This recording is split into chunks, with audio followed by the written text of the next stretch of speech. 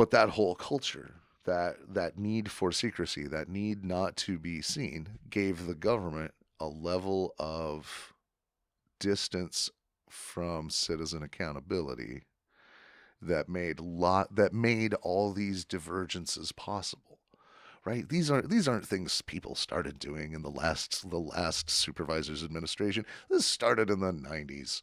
Like that's the like peeling authority off of the auditor controller's office and beginning to do some shady things with the money. This has been going on for decades.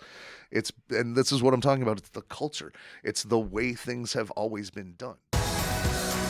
He's a therapist in the Bay now. If I have stalked his career correctly, his trajectory from there. But yeah, he did his master's thesis in the sociology department on power network tracking and it Turned was it towards the county. yeah, and like who could get projects approved and where money was moved and Well, that's been something that's been very alarming to me.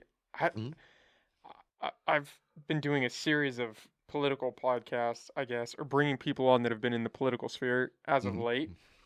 And a recurring theme when I've been talking to people outside of that sphere is that, oh, yeah, there's corruption, there's mismanagement of funds in the county. yeah, we all see And it. it just seems to be a recurring theme that I've hit. But what I don't understand is if everybody accepts that, why is nothing being done about that? Because we all used to have the same secret.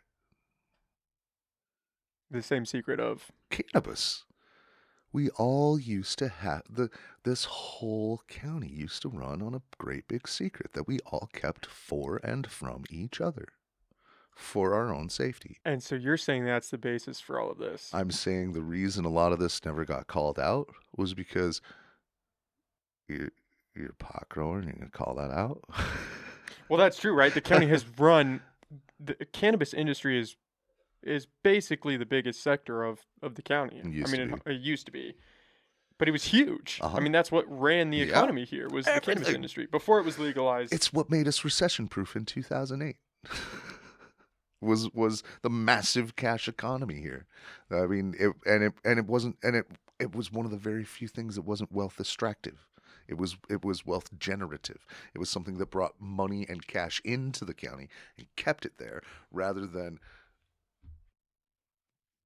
developed something in the county and the income and profit with it left to outside investors. It was one of the very few things that, like the Titans of the Hill, they bought at the local stores. They paid local taxes on what they could, and there was just a ridiculous amount of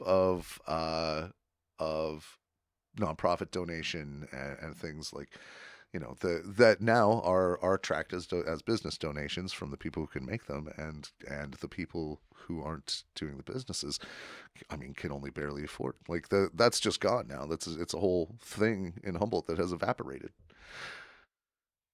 But that whole culture, that need for secrecy, that need not to be seen, gave the government a level of distance from citizen accountability that made all these divergences possible.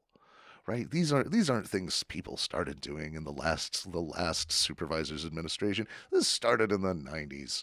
Like that's the like peeling authority off of the auditor controller's office and beginning to do some shady things with the money. This has been going on for decades.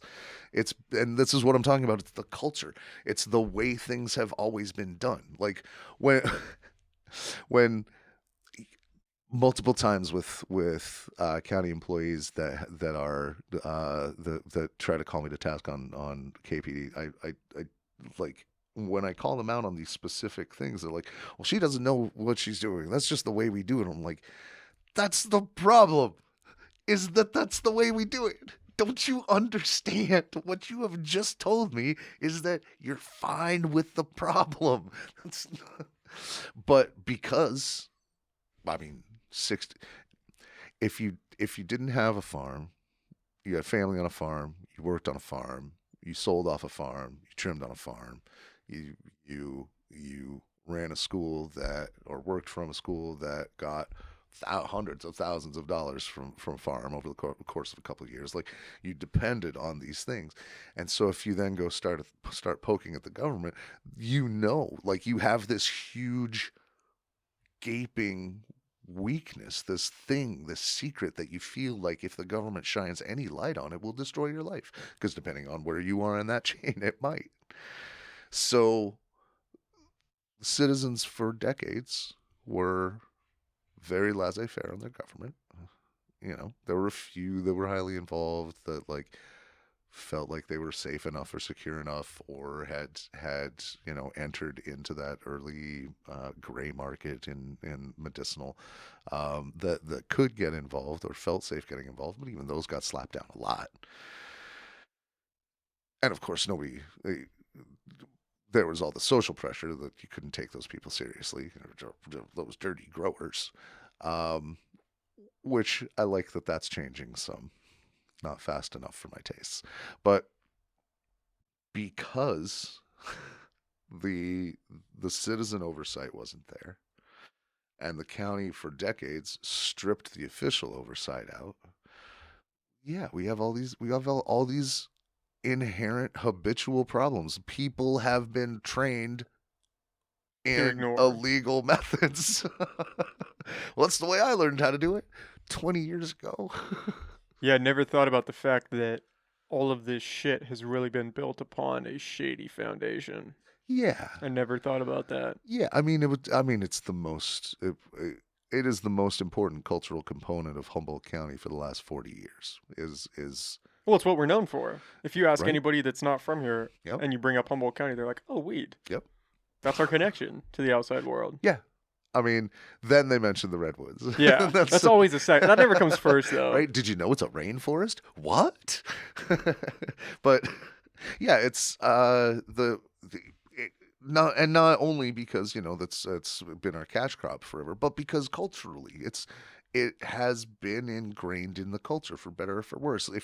And the other half of it is somebody next door to the dirtiest fucking farm in Humboldt County, or as far as they've ever seen, and so their picture of growers is a certain way, and pushing in that same direction. But a lot of those folks own a lot of land, and because they were never involved in that secret or were opposed to it, they had safer access to mechanisms of government. They had safer access to the basic benefits of citizenship. First class citizens, you might call them. So, and that remains ingrained, and that specific attitude is a lot of what killed the cannabis industry, or has done fatal damage. They're not all dead. There's a lot of them still trucking, and a lot that have gone back to the unregulated market. And there's Humboldt farmers are very resilient. They'll do what they do. Get as many through. My goal has always been to get as many of them through the process, and into a healthy, secure place as soon as possible. The county's goal has not been that.